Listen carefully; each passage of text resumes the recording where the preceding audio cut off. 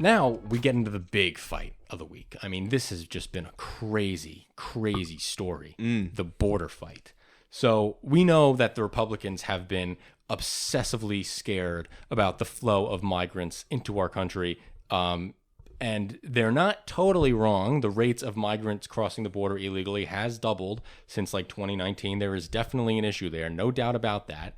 But Joe Biden has been attempting to make some progress on this front, and he has used moderate senators like Kirsten Sinema, one kind of almost progressive Democrat senator, Chris Murphy from Connecticut, and then a Republican senator, Lankford, out in Oklahoma, to come to this bipartisan deal on how we could shore up the border. And it comes down to these 6 main points: more funding for border security. He wants high-tech sensors put in for fentanyl detection. He wants more asylum officers, about 1,600, to ease the process of getting asylum seekers through the courts and trial systems. Limit the number of asylum seekers who are allowed to cross illegally. Streamline asylum claims at ports of entry, and then make asylum interviews much more in-depth, make them more stringent. So these are the 6 points of this bill. Mitch McConnell, he's come out and he's super in support.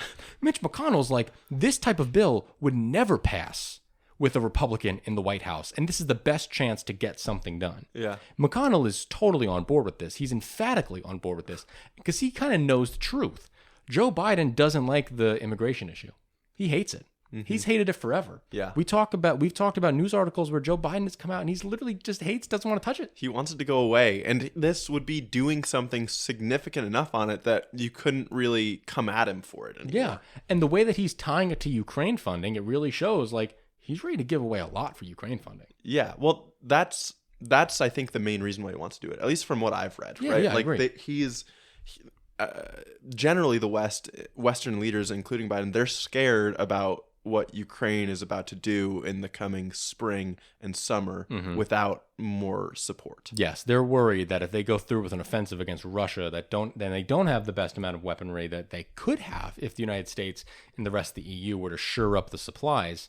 Maybe they could fail horribly and the war could be almost over. Yeah, well, also, if Russia goes on an offensive of their own, Yeah. Ukraine doesn't have the weapons to defend themselves. Yes. Yeah. But House Republicans are not taking the bait. They are not excited by this Senate plan. And in fact, they are opposite of excited. They are in full rejection and they hate it. Because they hate everything and they hate themselves. So why are House Republicans not interested? Well, they are emphatically in support of what they passed as H.R. 2. This is their border deal. This is what they wanted to change at the border. And I'm going to read through a couple things that are on it. Limit the claims at official ports of entry. Then they want to limit the executive branch's parole powers. Now, we talked about parole last week, and I got something wrong last week. Okay. Parole is... Now, correct me if I'm incorrect, but whatever. Parole is when the president of the United States is allowed to say, okay, you guys from Cuba are facing a really, really tough time. You are allowed to come here to escape your government, and then we'll give you fast track to job stuff. But it's like specifically talking and targeting high impoverished, high risk nations. I believe that's true. Okay. And it's a set capped number. Yes. Yeah. Okay. I think it's something like 30,000 people from Venezuela are allowed in every month from parole. Okay. So then they want to limit the executive branch's control over that so that the president can't set the patrol limit. The parole limit. Okay. They want it to be a congressional parole limit. Then they want to roll back protections for migrant children. I swear to God, Representative Luna from Texas actually wants to bring back child separation because she is convinced that the people who are bringing children across the border are not, in fact, their parents, with no evidence to suggest that. They had witnesses at this committee hearing where she's saying this to a bureaucrat who helps run these departments, and he's like, that is not the case. You are totally incorrect. These people are their parents. We have documents proving that they're their parents, especially since trying to bring back the children that were separated under Donald Trump's disgusting, inhumane child separation policy. We know that it was the children of the people who came with them. And so for her to suggest that, this would be protecting migrant children is a lie. Just wrong. Then mandate employers to electronically verify immigration status before hiring, restart border wall construction, raising the initial screening standards. Those are the big points. And you know what? Out of those 7, 2 of them are in the Senate bill. Not many. But there's two of them in there.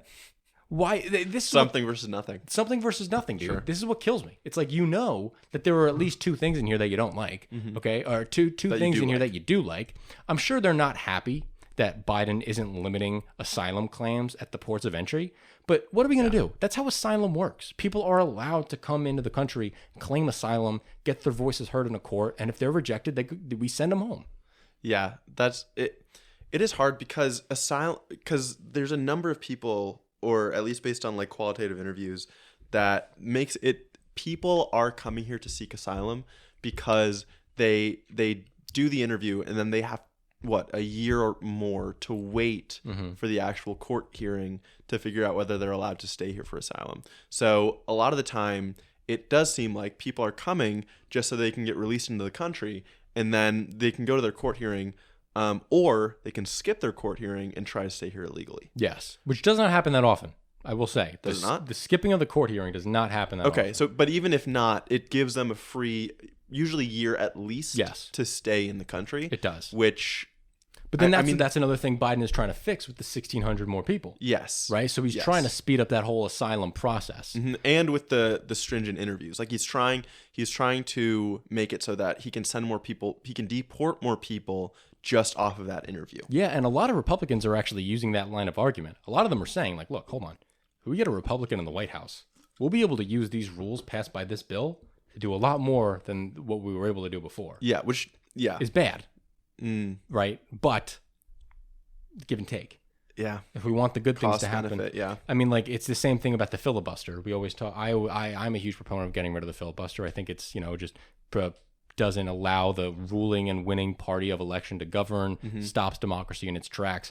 But that means you have to accept when the other party wins, they get to do what they want. And then the voters just have to pick and choose the right people to lead the government. Yeah.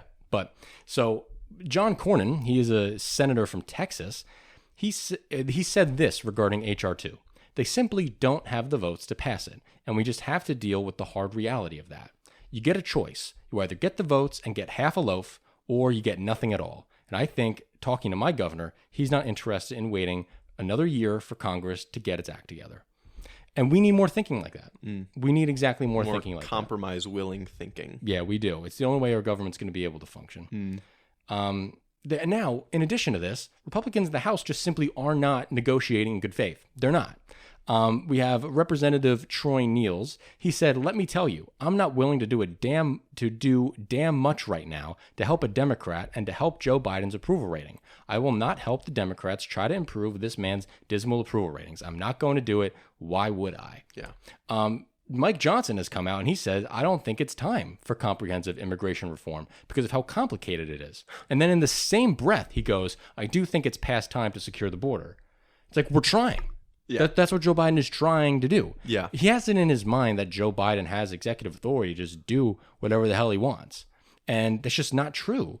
Do you want the president to just be able to run through and do anything it wants without congressional approval and spend money any which way without going to Congress and asking? Yeah. He doesn't want that. Like, as a congressman, do you want that? As No. the Speaker of the House? Of course not. No, he doesn't want that. He's just saying that because he doesn't want it to be on his plate. Yes, they're skirting the issue as much as they can so that they can, because immigration is probably the Republicans' most successful issue, right? The most favorable issue. So they need to maintain their stance on it, but also not be seen as being the only thing in the way of making progress on it. Trump literally, this is what his whole election is running on. He has said, that immigrants are poisoning the blood of our country. He calls them mentally inferior. He makes up lies that there is a concerted effort to destroy our country by bringing in weak, quote unquote, people.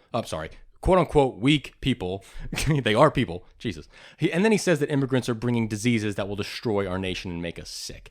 So this is the only thing he's got going for him. This is what he's running on. It's at least his most powerful message, I would say. And he knows it is because he called Laura Ingraham the other night before her show on Fox News. Really? He called her and specifically asked Laura Ingraham to ask Mike to bring up the border issue with Mike Johnson. And so she has Mike Johnson on with the show. Laura Ingraham says that she just got off the phone with Donald Trump. First of all, let's step back there.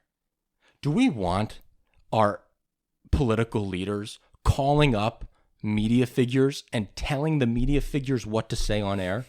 Do we want that? Does that sound like a good fucking country? Does that sound operable? Does that sound fair and balanced and a good way to disseminate information to people? Would we ever accept that from Joe Biden doing that to MSNBC? I know I wouldn't. I wouldn't accept Joe Biden personally going on the phone and telling Rachel Maddow what to say. Yeah, no. I wouldn't be cool with that. So are we cool when Trump does it? Are you cool when Trump does it? You shouldn't be. But she asks Mike Johnson, you better not vote for this border deal. Mike Johnson says, no, I just got off the phone with Donald Trump and he told me that it was a bad deal. All these people are ruled by this one guy. Yeah. He's ruling the Republican base from his cell phone in Mar-a-Lago right now. Totally. Or courtroom. I mean, and Johnson specifically said, I think, that he signaled that he was not going to accept any border deal that was tied to Ukraine aid. Well, that's just saying you're not going to accept a border deal because that's the point on the Democratic side. Yeah. And so now let's flip it. There's also a progressive problem. Just like the child tax credit. There are far-right people who don't like the child tax credit. There's far-left people who don't like the child tax credit. Well, there's a good majority of the Democrat base in the House that really isn't happy with this border deal. When, there's a lot going on here that puts progressives in a bad spot because it seems like the fight of good immigration reform has been greatly reduced to what it was, say, in 2013. In 2013, Obama and the Gang of Eight was working to do this border deal that Marco Rubio was leading in the Senate, and it was going to give amnesty to 11 to 12 million undocumented immigrants in the country. We're not even talking about that anymore. No. Now we're talking about our best case scenario is getting more asylum officers to hopefully either get people in the country legally and keep them here or kick them out faster. Yeah. We're not even talking about the path to citizenship problem. And that's kind of sad. And Democrats aren't really happy how much this issue has moved. Yeah, I kind of get it. Like, even as we talk about these points that are in Biden's deal with limiting the executive branch's parole powers, I would also be scared to sign on to something like that because it does destroy this general principle of wanting to welcome more people, right? We want to help raise more people up. And I feel like that's something that both of us are very much for. So we want to be able to, we want something to get done because what we talked about last week on the show is we want the conversation to be able to move more towards a path to citizenship, right? We want it to be able to move more in a liberal direction, in a more accepting of immigrants direction. But the problem is right now, the volume of the flow of migrants across the border means that it's any conversation about a positive change for a better legal immigration system is completely clouded out by the conversation about reducing illegal immigration. Yeah. So we want to be able to shift that conversation, but if it's going to take corrupting that base view of more legal immigration, of being welcoming to more people to be able to handle the illegal immigration problem because Republicans are asking for too much, is it worth it? Right? And that's the hard call. It starts to become, I like the border deal specifically for the point of entry thing, making it easier to come across the border at a point of entry and claim asylum. That's huge. Yeah. Because there were reports of specific points of entry just turning people away when they're not really allowed to do that. No. So having a much more enforced policy of no, you have to let these people in at the point of entry. And this is a better way to track them so we know who's coming in. Exactly. We decrease the illegal crossings. We decrease the incentive for illegally crossing. I think that's the better way to do it. Yeah. If this is the system we're going to have, this is the best way to run that system. Yeah, I agree.